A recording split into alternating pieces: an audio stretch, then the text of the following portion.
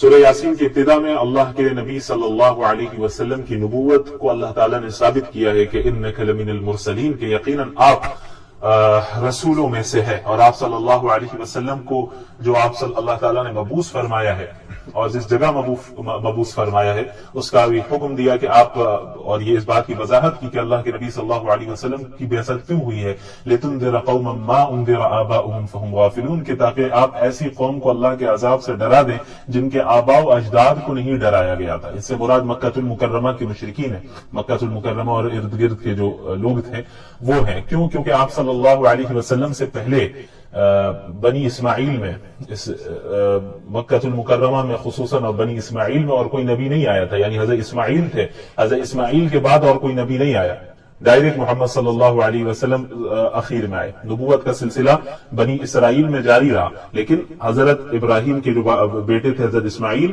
وہ نبی تھے، اور ان کے بعد پھر ان کی نسل میں کوئی نبی نہیں آئے، بس اخیر میں محمد صلی اللہ علیہ وسلم آئے۔ تو جن کے پاس اللہ کے نبی کو مبعوث کیا گیا ان کے آباء و اجداد کو کوئی ڈرانے والا نہیں آیا تھا ان کے پاس اللہ کا پیغام پہنچانے والا، تو ایسی قوم کے پاس اللہ تعالیٰ نے محمد صلی اللہ علیہ وسلم کو بھیجا۔ اس کے بعد آیت نمبر 13 سے 3 رسولوں کا ذکر ہے۔ وَضْرِبْ لَهُمْ مَثَلًا أَصْحَابَ الْقَرْيَةِ إِذْ جَاءَهَا الْمُرْسَلُونَ، ایک علاقہ تھا جہاں اللہ تعالیٰ نے 2 رسولوں کو ایک ساتھ بھیجا اس قوم کے پاس، اس بستی کے پاس، کہ اللہ کی آیتوں کی تبلیغ کرے، انہیں ایمان والوں کو خوشخبری سنائے، انکار کرنے والوں کو اللہ کے عذاب سے ڈرائے۔ تو ان کی قوم نے دونوں رسولوں کو جھٹلا دیا۔ پھر اللہ تعالیٰ نے ایک تیسرے رسول کو بھی وہیں بھیجا، فَعَزَّزْنَاهُمْ بِثَالِثٍ، اللہ تعالیٰ نے تیسرے رسول کو بھی بھیجا ان کی تائید کے لیے۔ تو تین رسولوں نے ایک ساتھ انہیں دعوت دی، لیکن اس کے باوجود ان لوگوں نے انہیں جھٹلایا۔ اور ایک شخص تھا، وجاء من اقصى المدينة رجل يسعى قال يا قوم اتبعوا المرسلين، ایک شخص دور دراز علاقے سے، شہر کے دور علاقے سے آتا ہے، وہ ان نبی پر ایمان لے آتا ہے اور اپنی قوم سے کہتا ہے کہ یہ میری قوم ان رسولوں کی اتباع کرو، یہ سچ کہہ رہے ہیں۔ اب یہ شخص کون تھا؟ بعض روایات سے پتہ چلتا ہے کہ ان کا نام حبیب بن اسماعیل تھا، یہ بڑھئی کا کام کیا کرتے تھے۔ تو انہوں نے اپنی قوم کو دعوت دی اور ہر طرح سے سمجھایا، لیکن ان کی قوم نے پھر بھی نہ مانا اور تینوں رسولوں کو جھٹلایا، یہاں تک کہ یہ جو شخص ہے حبیب بن اسماعیل نجار، ان کی قوم نے انہیں قتل بھی کر دیا۔ تو اللہ تعالیٰ نے پھر ان کی انتقال کے بعد ان کو شہید کر دیا گیا، اس کے بعد جو معاملہ ہے اس کا ذکر فرمایا، قیل ادخل الجنہ، ان سے کہا گیا حبیب نجار سے کہ اب آپ جنت میں داخل ہوں، یعنی جنت کی نعمتوں میں رہیں۔ اصل جنت میں داخلہ تو قیامت قائم ہونے کے بعد ہونا ہے، لیکن برزخ میں ہی جنت کی نعمتیں بہت سی دے دی جاتی ہیں۔ تو یہ کہنے لگے، قال یا لیت قومی یعلمون، کاش میری قوم کو معلوم چل جائے، کاش میری قوم کو پتہ چل جاتا کہ اللہ نے مجھے کیا کیا نعمتیں دی ہیں، انہوں نے مجھے قتل کر دیا۔ تو اللہ تعالیٰ نے پھر ان کی قوم کے ساتھ یہ معاملہ فرمایا، آیت نمبر 28، کہ انہیں ہلاک کر دیا۔ اور ہلاک کرنے کے لیے اللہ کو کوئی آسمان سے کوئی بہت زیادہ فوج اتارنی نہیں پڑی، اللہ نہیں اتارنے والے تھے کوئی فوج آسمان سے انہیں ختم کرنے کے لیے۔ اللہ نے فرمایا وما انزلنا علی قومه من جند من بعده من جند من السماء، ہم نے انہیں ہلاک کرنے کے لیے آسمان سے کوئی فوج نہیں اتاری۔ وما كنا منزلين، اور ان كانت الا صيحة واحدة، بس وہ ایک چیخ تھی، اللہ تعالیٰ نے ایک چیخ کے ذریعے پوری قوم کو ختم کر دیا، اور چیخ ماری، اور یعنی اللہ تعالیٰ نے حکم دیا ایک فرشتے کو کہ آپ چیخ لگائیں، اور اس فرشتے کی آواز سے، اس چیخ سے پوری قوم کے جو ہے وہ سینے پھٹ گئے، کلیجے پھٹنے لگے، اور وہ جو ہے سب کے سب مر گئے۔ تو اللہ تعالیٰ نے اس طرح سے ایک چیخ کے ہی ذریعے پوری قوم کو ختم کر دیا، برباد کر دیا۔ تو اللہ تعالیٰ کے ساتھ مقابلہ کرنا اور اللہ سے یہ سمجھنا کہ ہم اللہ سے مقابلہ کریں گے اور غالب آ جائیں گے، یہ حماقت ہے، یہ بے وقوفی ہے۔ اللہ کا مقابلہ کون کر سکتا ہے؟ تو جو اللہ کی اطاعت کرے گا وہی کامیاب ہونے والا ہے۔ اس کے بعد آیت نمبر 65 میں اللہ تعالیٰ نے یہ بتایا، الیوم نختم علی افواہہم وتکلمنا ایدیہم وتشہد ارجلہم بما کانوا یکسبون، جو گنہگار ہوں گے، جو کفار ہوں گے، اللہ تعالیٰ ان کی زبان پر، ان کے منہ پر مہر لگا دے گا، اور ان کے اعضاء گواہی دیں گے۔ زبان سے تو ہو سکتا ہے وہ جھوٹ بولیں گے، بعض یہ بھی جھوٹ کہیں گے کہ بھئی وما کننا مشرکین، ہم تو شرک نہیں کیا کرتے تھے، لیکن اللہ ان کے منہ پر ان کی زبان پر مہر لگا دے گا، اور ان کے جو اعضاء ہوں گے، باڈی پارٹس ہوں گے، ہاتھ ہے، پیر ہے، یہ پارٹس گواہی دیں گے کہ بھئی یہ گناہ کیا کرتے تھے۔ پھر آیت نمبر 69 میں مشرکین کی تردید کی گئی ہے کہ مشرکین آپ صلی اللہ علیہ وسلم کے متعلق یہ بھی کہا کرتے تھے کہ الیاذ باللہ یہ شعر و شاعری کرتے، تو اللہ نے فرمایا وما علمناه الشعر وما ينبغي له، ہم نے محمد صلی اللہ علیہ وسلم کو شعر و شاعری کی تعلیم نہیں دی، اور ان کی یہ شان کے لائق بھی نہیں ہے کہ وہ شعر و شاعری کرے، بلکہ یہ تو ان هو الا ذکر و قرآن مبین، یہ تو نہایت واضح نصیحت اور کھلا ہوا قرآن کریم ہے۔ اس کے بعد آیت نمبر 77 میں اللہ نے اپنی انسان کی تخلیق کی طرف اور اس کی جو ابتدائی تخلیق کا مرحلہ ہے اس کی طرف غور کرنے کا حکم دیا. وَلَمْ يَرَ الْإِنسَانُ أَنَّا خَلَقْنَاهُ مِن نُطْفَةٍ فَإِذَا هُوَ خَصِيمٌ مُبِينٌ. مکہ مکرمہ میں ایک شخص تھا، مشرک شخص تھا، عاص بن وائل کے نام سے. وہ ایک مرتبہ آپ صلی اللہ علیہ وسلم کے پاس آتا ہے اور بوسیدہ ہڈی لے کر آتا ہے، اور اس بوسیدہ ہڈی کو وہ بالکل ریزہ ریزہ کر دیتا ہے اور کہتا ہے مذاق اڑاتے ہوئے کہ اللہ اس کو بھی دوبارہ ٹھیک کر دے گا، اللہ اسے بھی دوبارہ زندہ کر دے گا.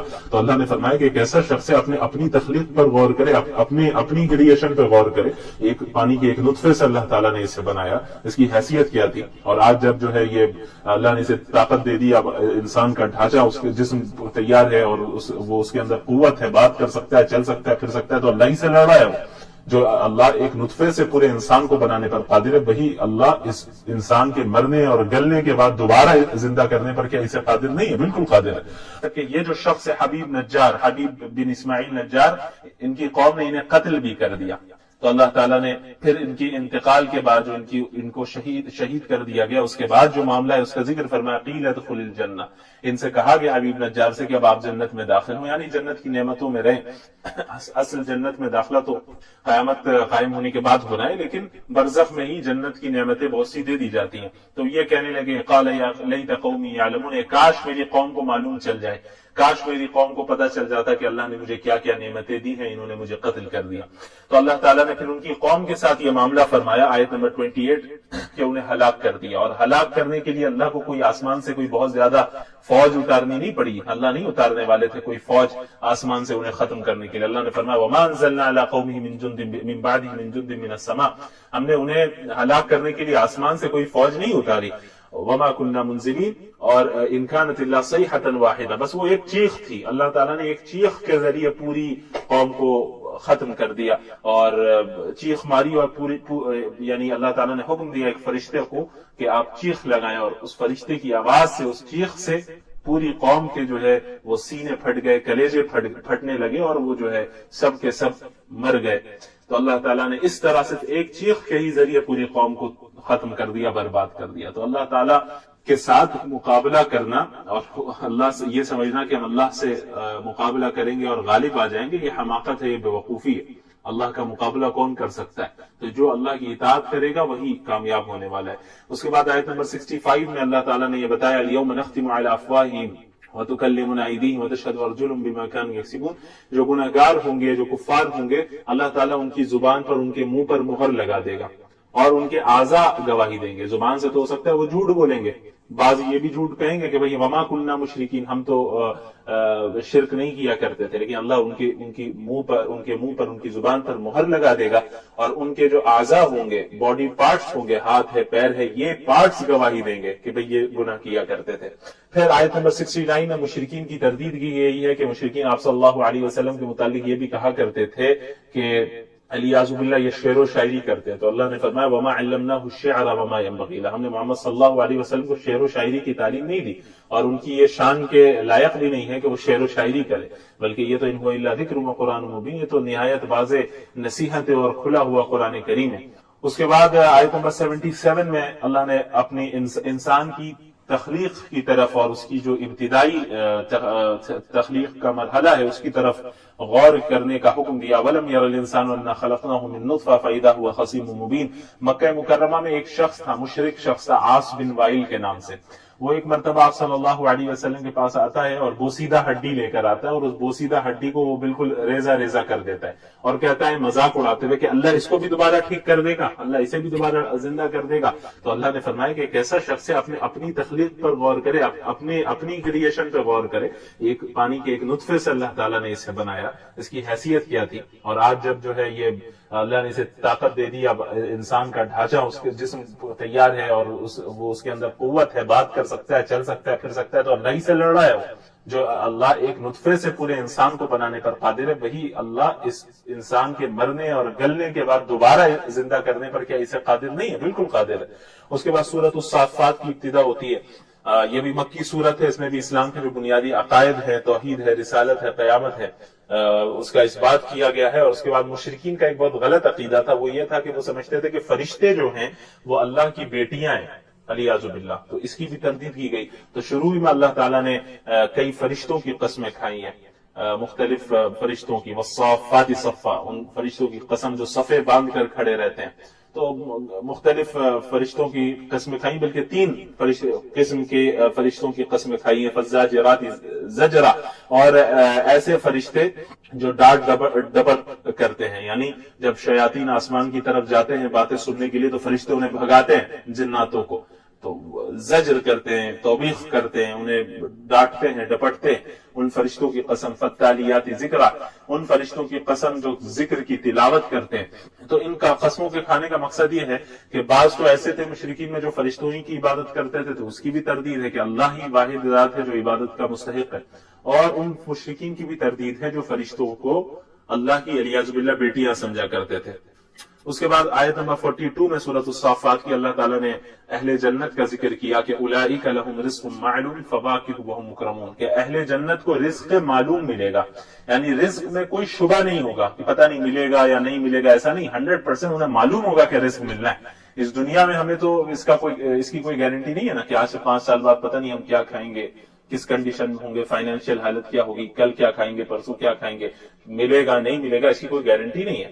لیکن جنت میں کوئی شبہ نہیں ہوگا، رزق ہر حال میں مل کر رہے گا، کوانٹٹی میں بھی، یعنی انلیمیٹڈ کوانٹٹی بھی، کوالٹی بھی شاندار اور ایسے عمدہ کوالٹی کے جس کا ہم اپنی امیجنیشن سے بھی باہر ہو، اور سکون کے ساتھ، یعنی اس بات کا بھی اندیشہ نہیں کہ بھئی ملے گا یا نہیں ملے گا، ہر حال میں ملے گا، یقیناً ملے گا، ہمیشہ ملے گا۔ اس کے بعد اہل جہنم کا ذکر ہے کہ اذالک خیر النزل ام شجرۃ الزقوم 63 میں آیت نمبر کہ اس میں اہل جہنم کے کھانے کا ذکر ہے کہ جو زقوم کا درخت ہے وہ ان کا کھانا ہوگا، جو کہ بہت ہی بدبودار اور نہایت کڑوا اور دکھنے میں بھی بہت عجیب و غریب ہوتا ہے۔ انہیں زبردستی وہ کھائیں گے، بھوک کی عالم ہوگی، یہ حالت ہوگی کہ وہ جو ہے زبردستی اسے کھائیں گے، کھانا پڑے گا، اور وہ حلق میں اٹک جائے گا وہ پھل، اور پھر اب انہیں پانی چاہیے ہوگا تو پھر پانی دیا جائے گا، کھولتا ہوا پانی انہیں پینا پڑے گا، جس سے ان کے جسم کے اندر کے ساری چیزیں وہ گلنے لگیں گی۔ اللہ تعالیٰ ہم لوگوں کی حفاظت فرمائے۔ اس کے بعد آیت نمبر 75 سے مختلف انبیاء علیہ السلام کا ذکر شروع ہو رہا ہے، حضرت نوح، حضرت ابراہیم، حضرت موسیٰ، حضرت ہارون، حضرت لوط، حضرت یونس علیہ السلام کے واقعات بتائے گئے۔ حضرت نوح علیہ السلام نے 950 سال تک دعوت دی، لوگوں نے نہیں مانا، انہوں نے دعا کی تو اللہ نے ان کی دعا کو قبول فرمایا اور حکم دیا کہ کشتی بنائے اور کشتی میں آپ اور مومنین سوار ہو جائیں۔ اللہ نے باقی قوم کو، کفار کو ہلاک کیا۔ پھر جب طوفان ختم ہو گیا اور نوح علیہ السلام اور مومنین زمین میں آئے، تو پھر اب جو نسل انسانی چلی ہے حضرت نوح علیہ السلام سے، ان کے 3 بیٹوں سے چلی ہے، ایک کا نام سام تھا، ایک کا نام حام تھا اور تیسرے کا نام یافس تھا۔ اس کے بعد آیت نمبر 83 سے حضرت ابراہیم کا ذکر ہے، وَإِنَّ مِن شِيعَتِهِ لَإِبْرَاهِيمَ کہ حضرت ابراہیم بھی حضرت نوح کے گروہ میں سے ہی تھے، ان کی جماعت میں سے ہی تھے۔ کیا مطلب؟ انبیاء کی جماعت میں سے تھے، اور عقائد دونوں کے سیم تھے، دونوں توحید کے قائل تھے، اللہ کے نبی تھے۔ تو انہوں نے بھی اپنی قوم کو سمجھایا کہ بھئی ایسی چیز کی کیوں عبادت کرتے ہو جو تمہیں دیکھ نہیں سکتی اور تمہیں سن نہیں سکتی، تمہاری مدد نہیں کر سکتی، تمہیں کوئی نقصان نہیں پہنچا سکتی، ایسی چیز کی عبادت نہیں کرو۔ پھر جو بھی واقعہ ہے 17ویں پارے میں جو گزرا کہ کس طرح انہوں نے بتوں کو ہلاک کر کے یہ ثابت کیا، بتایا کہ بھئی جو خود کی مدد نہیں کر سکتا تم اس کی عبادت کیسے کرتے ہو۔ پھر اللہ تعالیٰ نے حضرت ابراہیم علیہ السلام کو بہت سی آزمائشوں سے گزارا اور ہر آزمائش میں وہ مکمل اترے۔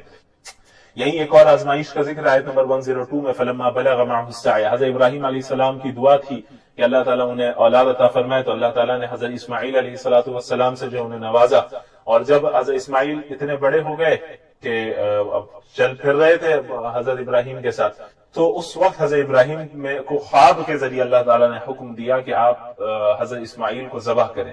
خواب میں انہوں نے دیکھا کہ حضرت اسماعیل کو ذبح کر رہے ہیں۔ اچھا، یہ یاد رکھیے گا کہ انبیاء علیہ السلام کے جو خواب ہوتے ہیں وہ بھی وحی ہوتے ہیں، عام انسانوں کے خواب کی طرح انبیاء کے خواب نہیں ہوتے۔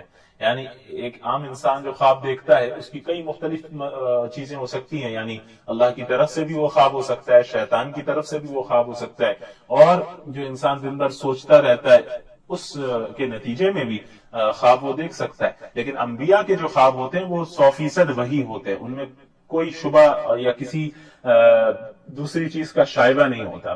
ایسا نہیں ہو سکتا کہ انبیاء کو علیاذ باللہ شیطان نے خواب دکھایا یا جو وہ خود سوچ رہے ہیں انہوں نے بس ایسے ہی دیکھ لیا جس خواب کا کوئی مطلب نہیں۔ انبیاء علیہ السلام کے جتنے خواب ہوتے ہیں وہ وحی ہوتے ہیں، اللہ کی طرف سے ہوتے ہیں۔ تو حضرت ابراہیم نے جب دیکھا کہ بھئی حضرت اسماعیل کو وہ ذبح کر رہے ہیں تو وہ سمجھ گیا کہ اللہ رب العالمین اس طرف اشارہ فرما رہے۔ تو حضرت اسماعیل سے اپنے بیٹے سے انہوں نے پوچھا کہ میں ایسا دیکھ رہا ہوں. تو حضرت اسماعیل بھی آپ یقیناً حضرت ابراہیم کے بیٹے تھے. تو انہوں نے کیا کہا کہ یا ابت افعل ما تؤمر، کہ میرے والد آپ کو جو حکم دیا جا رہا ہے آپ وہ کر لیں، میں صبر کروں گا. تو پھر اب آپ اندازہ لگائیں اپنے بیٹے کو ذبح کرنا یہ کوئی معمولی بات نہیں ہے. حضرت ابراہیم علیہ الصلوۃ والسلام حضرت اسماعیل کو لے گئے اور انہوں نے زمین پر لٹایا، اور جو تفصیلی واقعہ ہے پھر ذبح نہیں ہوئے وہ، بلکہ اللہ تعالیٰ نے جنت سے مینڈا بھیجا اور پھر ان کے حضرت اسماعیل بچ گئے اور مینڈے کو ذبح کیا گیا. تو چونکہ اصل حضرت ابراہیم کا امتحان لینا تھا، انسان کو بیٹے کو ذبح کرانا مقصد نہیں تھا. حضرت ابراہیم کا امتحان لینا تھا کہ اور ان کے امتحان کے ذریعے پوری امت کو اور پوری انسانیت کو پیغام دینا تھا کہ حضرت ابراہیم وہ ہے جنہوں نے ہر آزمائش میں جو ہے کامیابی کے ساتھ وہ ڈٹے رہے اور تمام آزمائش میں وہ پورے اترے. اللہ کے لیے انہوں نے سب کچھ قربان کرنے کے لیے وہ تیار ہو. بہرحال اس کے بعد آیت نمبر 139 سے حضرت یونس کا ذکر علیہ السلام. حضرت یونس کے متعلق بتایا تھا انہوں نے اپنی قوم کو دعوت دی، ان کی قوم نے انکار کیا تو انہوں نے اپنی قوم سے کہا کہ 3 دن کے بعد عذاب آنے والا ہے. تو جس دن عذاب آنے والا تھا اس سے 1 رات پہلے ہی حضرت یونس اللہ کے حکم آنے سے پہلے ہی اپنی بستی سے نکل گئے. تو اللہ تعالیٰ نے عتاب نازل کیا اور حضرت یونس علیہ السلام سمندر میں گئے اور پھر وہاں پر ایک مچھلی کے پیٹ میں رہے. پھر تسبیح انہوں نے اس کا تسبیح جاری رکھی اور اللہ تعالیٰ نے پھر ان کی حفاظت فرمائی. اس کے بعد آیت 149 میں ہے فاستفتہم لربک البنات ولہم البنون. دیکھیں مشرکین جو ہے نا فرشتوں کے متعلق کیا کہتے تھے کہ اللہ کی بیٹیاں علیاذ باللہ، لیکن ان کے گھر میں جب کوئی خود بیٹی پیدا ہو جاتی تو منہ چھپائے پھرتے، ان بیٹیوں کو زندہ دفنا دیتے تھے.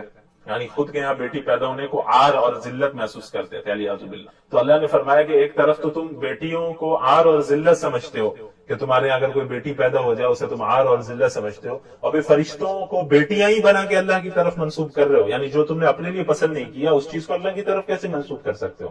یعنی حقیقت میں تو جینڈر کے اعتبار سے بیٹے اور بیٹی میں فرق نہیں ہے، بلکہ بیٹیوں کے تو پیدا ہونے کے بہت سے فضائل ہیں. لیکن اگر تم اسے برا سمجھتے ہو یہ تو غلط ہے اپنی جگہ پہ، لیکن اس پر یہ جو دوسرا جرم تم نے کیا کہ جو چیز تم نے اپنے لیے غلط سمجھا ہے جس چیز کو، اسی کو اللہ کی طرف منسوب کر دیا کہ فرشتے اللہ کی بیٹیاں ہیں علیاذ باللہ. تو اللہ تو اس چیز سے پاک ہے کہ تم جو کچھ بھی اللہ کے متعلق کہہ رہے ہو. جیسا کہ اخیر میں اللہ نے فرمایا 180 181 182 میں سبحان ربک رب العزت عما یصفون وسلام علی المرسلین والحمد للہ رب العالمین، کہ اللہ رب العالمین جو آپ کا رب ہے، عزت والا رب ہے، وہ ان تمام برائیوں سے عیبوں سے پاک ہے جو وہ اللہ کی طرف منسوب کر رہے ہیں. اللہ کو کسی اولاد کی ضرورت نہیں، والدین کی ضرورت نہیں، بیویوں کی ضرورت نہیں، کسی کی ضرورت نہیں. اللہ کسی بھی مخلوق کا یا کسی اور کا جو ہے اللہ تعالیٰ جو ہے وہ پابند نہیں ہے، محتاج نہیں ہے. وسلام علی المرسلین، اور تمام رسولوں پر سلامتی ہو. والحمد للہ رب العالمین، اور تمام تعریفیں اللہ رب العالمین کے لیے. اس کے بعد سورہ صاد کی ابتدا ہوتی ہے. آیت نمبر 5 میں دیکھیں اجعل الآلہۃ الہا واحدا ان ھذا لشیء عجاب. جناب ابو طالب نبی کریم صلی اللہ علیہ وسلم کو سپورٹ کرتے آ رہے تھے، رشتہ داری کا حق ادا کرتے آئے. مشرکین مکہ ان کے پاس پہنچے، انہوں نے کہا کہ آپ محمد کو روکیں کہ وہ ہمارے بتوں کے خلاف نہ کہیں، برا بھلا نہ کہیں. اگر وہ برا بھلا کرنے سے جو ہے رک جاتے ہیں تو پھر جو ہے ٹھیک ہے ہم ان کے ساتھ معاہدہ کریں گے، صلح کر لیں گے، ہم انہیں تسلیم کریں گے، لیکن اگر یہ نہیں باز آتے تو ہم سخت مقابلہ کریں گے. تو جناب ابو طالب نے اللہ کے نبی صلی اللہ علیہ وسلم کے پاس اس بات کو پہنچایا تو انہوں نے یہ کہا کہ میں تو ان کے سامنے ایک ایسی بات پیش کر رہا ہوں کہ اگر انہوں نے اس بات کو قبول کر لیا تو عرب و عجم ان کے سامنے جھک جائیں گے. وہ بات کیا ہے؟ وہ توحید کی بات ہے کہ ایک اللہ کی عبادت کرو. تو وہ سب کہنے لگے کہ اجعل الآلہۃ الہا واحدا، کہ تمام خداؤں کو چھوڑ کر یہ ایک خدا بنا رہا ہے، یعنی تمام خداؤں کو ایک خدا بنا دے رہا ہے. یہ تو بڑی عجیب بات ہے، یہ تو بڑے تعجب کی چیز ہے. تو اللہ نے ان کا ذکر کیا کہ ان کے لیے کتنے بڑے تعجب کی یہ بات تھی کہ بھئی وہ جو کئی خداؤں اور کئی بتوں کی عبادت کرتے تھے اس کو چھوڑ کر ایک اللہ کی عبادت کرنا انہیں عجیب نظر آ رہا تھا. بہرحال سے حضرت داؤد حضرت سلیمان علیہ السلام کا ذکر ہے. وَوَهَبْنَا لِدَاوُودَ سُلَيْمَانَ آیت 30-31. یہ ہم نے داؤد علیہ السلام کو سلیمان دیا، بیٹے تھے وہ. نعم العبد انہ اواب. حضرت سلیمان کا ذکر ہے علیہ السلام کہ ایک مرتبہ انہوں نے جو ہے ان کے پاس جنگ اور جہاد کے لیے بہت سارے عمدہ قسم کے گھوڑے رکھے ہوئے تھے. تو ایک مرتبہ حضرت سلیمان علیہ السلام گھوڑوں کا معائنہ کر رہے تھے کہ اسی میں مشغول ہو کر عصر کی نماز ان کی چھوٹ گئی. تو انہیں بڑا افسوس ہوا اور پھر اس کے بعد انہوں نے تمام گھوڑوں کو اللہ کے راستے میں قربان کر دیے. اس کے بعد آیت نمبر 41 میں حضرت ایوب کا ذکر ہے. وَذْكُرْ عَبْدَنَا أَيُّوبَ إِذْ نَادَىٰ رَبَّهُ أَنِّي مَسَّنِيَ الشَّيْطَانُ بِنُصْبٍ وَعَذَابٍ. حضرت ایوب کو ایک بہت ہی زبردست بیماری لاحق ہوئی تھی اور بہت آزمائش میں مبتلا تھے. ان کا سارا ساز و سامان گھر بار سب کچھ ختم ہو چکا تھا اور بیماری میں مبتلا تھے, اور ان کی یہاں ان کی شفا کا بیان ہو رہا ہے. حضرت ایوب علیہ الصلوۃ والسلام نے یہ اللہ سے دعا کرتے رہے, صبر سے کام لیتے رہے. پھر اللہ تعالیٰ نے انہیں حکم دیا کہ آپ زمین پر اپنا پاؤں مارے, وہاں سے چشمہ نکلے گا. تو وہاں سے چشمہ جاری ہوا پانی کا. اللہ تعالیٰ نے حکم دیا کہ اسی پانی کو پئیں اور اس سے جو ہے آپ نہائیں بھی, انشاءاللہ جو ہے اس سے یقیناً آپ کو صحت ملے گی. تو اللہ تعالیٰ کے حکم سے وہ بیماری کی حالت سے ٹھیک ہو گئے, یعنی انہیں صحت مل گئی. لیکن ایک مرتبہ ہوا یوں کہ ان کی جو اہلیہ تھی حضرت ایوب علیہ السلام کی, وہ بہت مخلص تھی اور بہت ان کی دیکھ ریکھ اور خیال رکھا کرتی تھی. تو اب کئی سالوں سے جو یہ بیمار تھے تو شفا انہیں نہیں مل رہی تھی, تو بہت پریشان تھی. تو اچھا, یہ جو میں ایک واقعہ بتا رہا ہوں ابھی, اس میں مختلف اقوال ہیں مفسرین کے, بعض نے اور بھی واقعات بتائیں. ہوا یہ کہ حضرت ایوب کی اہلیہ کے پاس شیطان ایک طبیب کی شکل میں آیا, ڈاکٹر کی شکل میں, اور اس نے یہ کہا کہ دیکھو میں شفا دے دوں گا, اس کو میں ٹھیک کر دوں گا, لیکن جب یہ ٹھیک ہو جائے, شرط یہ ہے کہ اسی وقت میں اس کا علاج کروں گا, جب یہ ٹھیک ہو جائے تو تمہیں یہ کہنا ہے کہ ڈاکٹر نے شفا دی ہے, طبیب نے شفا دی ہے. ایک واقعہ تو یہ بیان کیا جاتا ہے, مفسرین نے بیان کیا. اس کے علاوہ اور بھی واقعات ہیں جو اس آیت کی تفسیر میں بیان کیے گئے ہیں. بہرحال میں ابھی یہاں پہ ایک ہی بتا رہا ہوں. تو حضرت ایوب کی جو اہلیہ تھی وہ حضرت ایوب کے پاس آئی اور انہوں نے انہیں بتایا کہ یہ معاملہ ہے. تو حضرت ایوب ناراض ہو گئے کہ یہ تو شیطان ہمیں شرک میں مبتلا کرنا چاہ رہا ہے, کیونکہ شفا دینا تو یہ اللہ کا کام ہے. یعنی وہ ڈاکٹر تو طبیب نہیں تھا, وہ بلکہ شیطان تھا. وہ آیا تھا اس لیے کہ ہم شفا کی نسبت شیطان کی طرف کر دیں, ڈاکٹر کی طرف کر دیں, حالانکہ شفا دینا یہ کون دیتا ہے؟ اللہ دیتا ہے. تو حضرت ایوب بہت ناراض ہو گئے ان کی اہلیہ پر کہ کیوں ایسا معاملہ کیا. تو انہوں نے کہا کہ اگر میں ٹھیک ہو گیا تو تمہیں 100 کوڑے ماروں گا میں. حضرت ایوب علیہ السلام نے یہ کہا اس وقت غصے میں. تو بعد میں جب حضرت ایوب علیہ الصلوۃ والسلام ٹھیک ہو گئے تو اب انہیں جو ہے وہ بڑے تردد میں پڑ گئے کہ اب میں کیا کروں. یعنی میں نے تو قسم بھی کھائی ہے کہ میں 100 کوڑے ماروں گا بیوی کو, تو اگر میں نہیں مارتا ہوں تو پھر میں تو قسم توڑنے والوں میں ہو جاؤں گا, جو کہ صحیح نہیں ہے. اور دوسری طرف اگر میں ماروں تو پھر یہ میری مخلص بیوی ہے, اسے میں کیوں تکلیف پہنچاؤں, اسے تکلیف پہنچانا بھی تو صحیح نہیں ہے میرے لیے. تو اب میں کیا کروں, تو یہ وفادار بیوی ہے. تو اللہ تعالیٰ نے انہیں کہا کہ وَخُذْ بِيَدِكَ ضِغْثًا فَاضْرِب بِهِ وَلَا تَحْنَثْ إِنَّا وَجَدْنَاهُ صَابِرًا نِعْمَ الْعَبْدُ إِنَّهُ أَوَّابٌ. اللہ تعالیٰ نے ایک حیلہ انہیں بتایا, وہ یہ کہ آپ 100 چھوٹی چھوٹی لکڑیاں لے رہے, 100 چھوٹی چھوٹی لکڑیاں لے لیں اور پھر سب سے ایک بار میں ہلکا سا یوں آپ مار دیں, آپ کی قسم پوری ہو جائے گی. تو اللہ تعالیٰ نے فرمایا کہ اِنَّا وَجَدْنَاهُ صَابِرًا, ہم نے حضرت ایوب علیہ الصلوۃ والسلام کو صبر کرنے والا پایا. نعم العبد, کیا ہی بہترین وہ بندے تھے. انه اواب, اور وہ یقیناً اللہ کی طرف بار بار لوٹنے اور رجوع کرنے والے تھے. اس کے بعد سورۃ الزمر کی ابتدا ہوتی ہے. زمر میں 2 گروہوں کا ذکر ہے, اہل جنت اور اہل جہنم کا, اس لیے اس سورت کو زمر کہتے ہیں. زمر گروہ کو کہا جاتا ہے, گروپ کو. تو اس میں مشرکین کے غلط عقیدے کی تردید ہے سب سے پہلے, کہ مشرکین دیکھیں ایک اللہ پر ایمان رکھتے تھے, لیکن وہ یہ سمجھتے تھے کہ اس اللہ نے پوری کائنات کو بنایا, لیکن کائنات کو چلانے کا جو نظام ہے, مختلف سسٹمز کو, مختلف چیزوں کے مختلف نظام کو مختلف چھوٹے چھوٹے خداؤں کے حوالے کر دیا اللہ نے. تو وہ کہتے ہیں کہ ہم ان چھوٹے خداؤں کی عبادت اس لیے کرتے ہیں, ان بتوں کی, چھوٹے خداؤں کی عبادت اس لیے کرتے ہیں تاکہ یہ اصل اللہ کی طرف تقرب کا ذریعہ بنے, یہ وسیلہ بن جائے ہمارے لیے, اور یہ سفارشی بن جائے اللہ کے, اس لیے ہم ان کی عبادت کرتے ہیں. تو اللہ تعالیٰ نے ان کی تردید کی کہ یہ کیسا بکواس عقیدہ ہے کہ اللہ نے پوری کائنات کو بنایا اور اللہ ہی یقیناً پوری کائنات کو چلا رہا ہے, اللہ کسی اور چھوٹے خداؤں کا محتاج نہیں ہے. لہٰذا دعا بھی صرف اللہ سے مانگنی ہے, اللہ سے تقرب ڈائریکٹ حاصل کرنا ہے. اس کے بعد آخر میں اللہ نے فرمایا آخری صفحے میں, فمن شرح اللہ صدرہ للاسلام فهو علی نور من ربہ, کہ اللہ تعالیٰ جب کسی شخص کے سینے کو اسلام کے لیے کھول دیتا ہے تو وہ اللہ کی جانب سے ایک نور پر ہوتا ہے, ایک روشنی پر ہوتا ہے. اس روشنی سے وہ حق اور باطل کے درمیان تمیز کر پاتا ہے. اس کے بعد آیت نمبر 29 میں اللہ تعالیٰ نے ایک موحد, یعنی ایک اللہ پر ایمان لانے والا اور